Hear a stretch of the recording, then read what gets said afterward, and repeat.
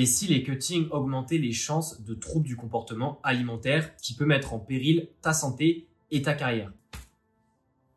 Est-ce que les cuttings et surtout les RWL, c'est-à-dire les Rapid Weight Loss, peuvent t'amener à des troubles du comportement alimentaire à long terme mais aussi à court terme? Eh bien, c'est ce qu'on va parler dans cette vidéo et vraiment, c'est un sujet qui est super important et qu'on ne parle jamais alors qu'il faut en parler. Certaines études suggèrent que plus de 50% des pratiquants des cuttings et notamment des RWL, donc les cuttings qui sont vraiment très intenses et qui te font perdre beaucoup de poids en peu de temps, sont concernés par du développement de troubles alimentaires. Et ça, c'est un gros problème. Les troubles alimentaires, que ce soit la boulimie, l'anorexie, l'hyperphagie, c'est vraiment pas à prendre à la légère puisque ça concerne ta santé psychologique et ça peut avoir de grosses répercussions sur ta santé physiologique. Et autant te dire que si tu as des répercussions au niveau de tes troubles du comportement alimentaire sur ta santé physiologique, eh bien tes performances déjà vont énormément diminuer. Et au niveau de ta carrière sportive, ça va être très compliqué, sans parler de l'aspect santé qui va être aussi très compliqué à côté. Alors, avant de plus parler des TCA, je vais quand même te rappeler que si tu veux en savoir plus sur les RWL, déjà qu'est-ce que c'est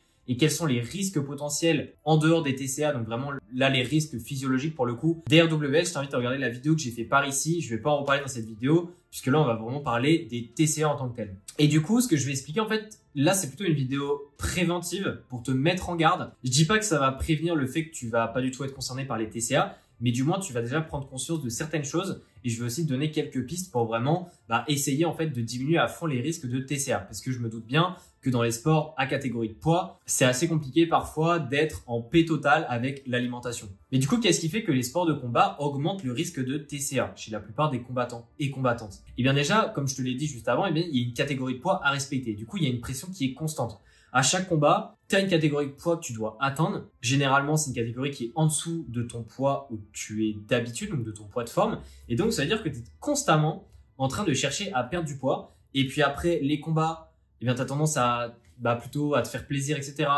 Que t'aies gagné ou que t'aies perdu d'ailleurs, t'as tendance à te faire plaisir, tu profites parce que là, ça y est, t'es plus en perte de poids. Donc, tu te fais plaisir pendant une semaine, mais sauf que après, eh bien, t'as un autre combat qui va se passer dans 2 semaines. Donc, tu dois refaire un régime, en quelque sorte. J'aime pas le terme régime, mais c'est pour que tu comprennes bien ce que je veux dire. Et en fait, t'es constamment en train de faire les montagnes russes par rapport à ton poids, mais aussi par rapport à comment tu te comportes avec l'alimentation.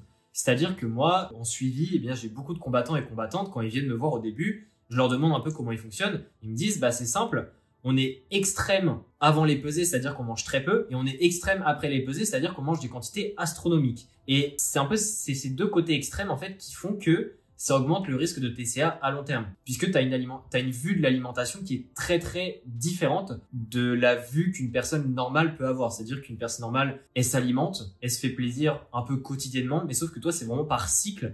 Et du coup, tu vas tellement dans des extrêmes que ça te crée des idées reçues, des schémas mentaux qui sont pas du tout sains par rapport à l'alimentation. Et du coup, eh bien, c'est un peu ces montagnes russes-là qui font que les TCA peuvent se développer. Mais évidemment, il y a d'autres choses à prendre en compte. Le fait que tu sois fixé sur ton poids. Parce que, certes, moi, par exemple, pendant mes suivis, quand on s'approche d'une cut et d'une pesée, eh bien, je demande à ce qu'on se pèse tous les jours si possible, à jeun.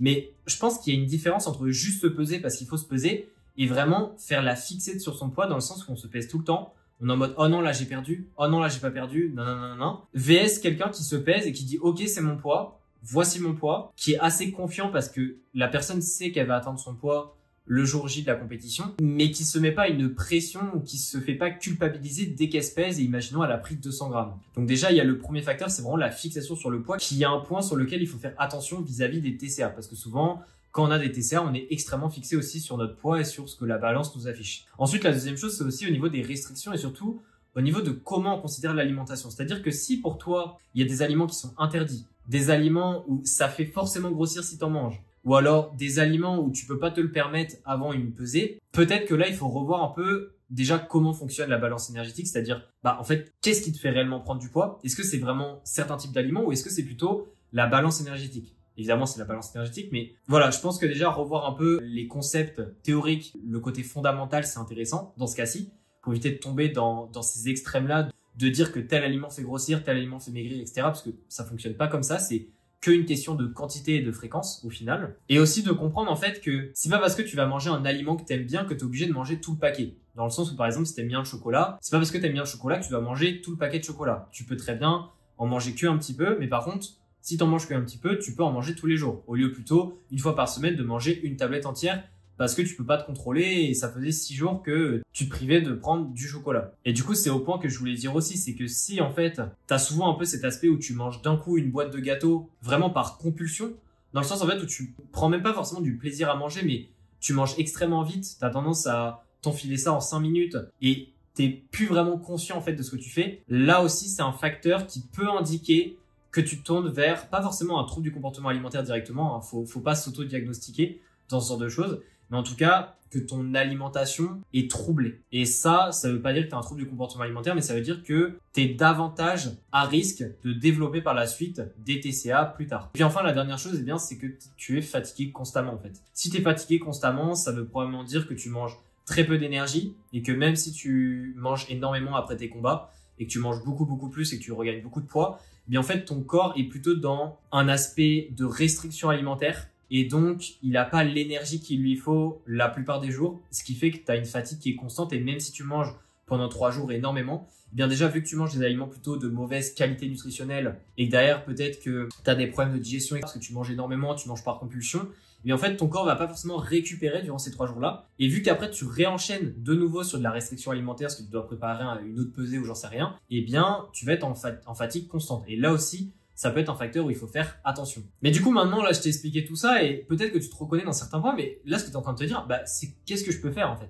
Parce que là, je préfère le rappeler, mais encore une fois, il faut pas s'auto-diagnostiquer. C'est pas parce que tu as les points que je t'ai dit avant que tu as des TCA. Les TCA, il y a différents grades, il y a différentes intensités, mais tu peux juste avoir une alimentation troublée sans avoir de TCA, mais ça veut pas pour autant dire qu'il faut pas t'en préoccuper. Parce que justement, si tu as une alimentation troublée, il faut t'en occuper maintenant pour pas que ça se transforme en TCA. Parce que les TCA, c'est vraiment une galère à soigner à long terme. Parce que, encore une fois, on parle du mental. C'est pas ton corps qui va pas bien, c'est aussi ton esprit qui va pas bien. Et ça, c'est très compliqué à faire changer, on va dire à réparer les choses. Donc, je dirais qu'il y a 3 principales choses que tu peux faire. Déjà, la première chose, c'est de limiter à fond les RWL.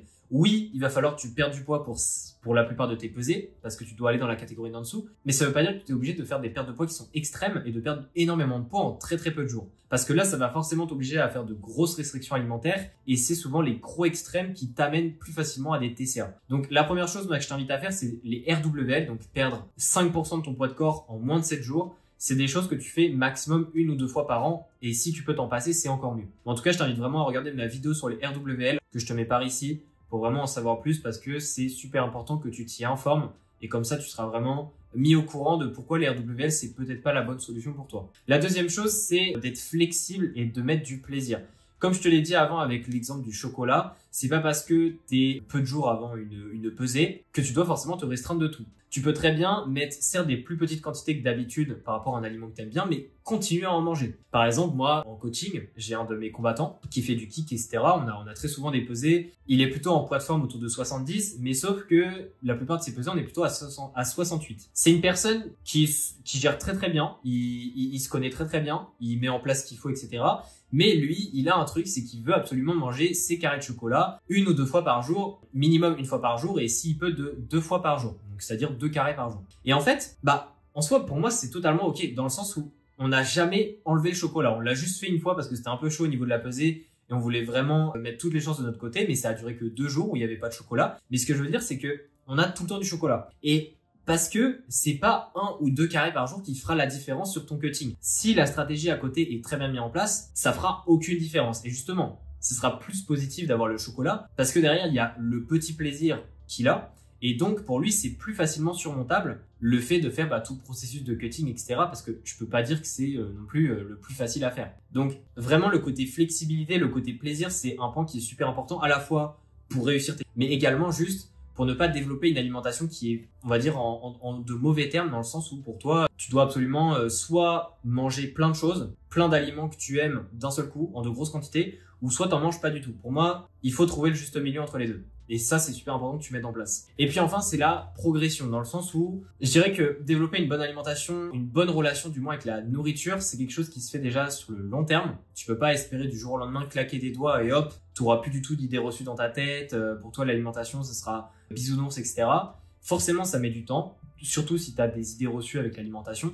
Ça met du temps à se déconstruire, ça met du temps à reconstruire par la suite cette fois-ci, des choses qui sont réelles. Et aussi la progressivité parce que, notamment au niveau des cuttings, vu que c'est un processus, en fait, il faut savoir ajuster son alimentation progressivement au fil des jours par rapport à la stratégie du cutting et pas forcément faire du tout ou rien. C'est-à-dire, soit je me restreins d'un coup, ou soit je mange énormément après le combat parce que je me fais plaisir et du jour au lendemain, bam, grosse restriction. Pour moi, en fait, au lieu de faire où tu manges beaucoup et hop, du jour au lendemain, tu diminues d'un coup, pour moi, il faut plutôt faire une diminution progressive et puis après peut-être que tu remontes ou tu redescends. Il faut faire les choses moins brusques pour que tu ne te stresses pas autant, que ce soit psychologiquement et physiologiquement. Et ça t'aidera aussi pour ta relation avec ton alimentation et aussi, cette fois-ci, pour les cuttings également. Donc, c'est un peu flou, encore une fois, ce que je t'ai dit dans cette vidéo. Le problème, c'est que c'est extrêmement individualisé dans le sens où, en fait, chaque personne, même si plein de personnes et plein de combattants et combattantes ont une alimentation qui est troublée, eh bien, chaque combattant et combattante a ses propres idées reçues, a ses propres façons de faire, qui sont peut-être pas les bonnes, mais en tout cas, ils ont leur propre méthode. Et du coup, pour moi, c'est impossible dans une vidéo de te dire exactement quoi faire parce que je te connais pas. Donc, si tu veux qu'on en parle par un appel gratuitement, il n'y a vraiment pas de frais, là, c'est vraiment gratuit, et qu'on en discute ensemble, n'hésite pas à cliquer sur le deuxième lien dans la description. Encore une fois, si par la suite on peut faire un suivi ensemble, c'est avec plaisir.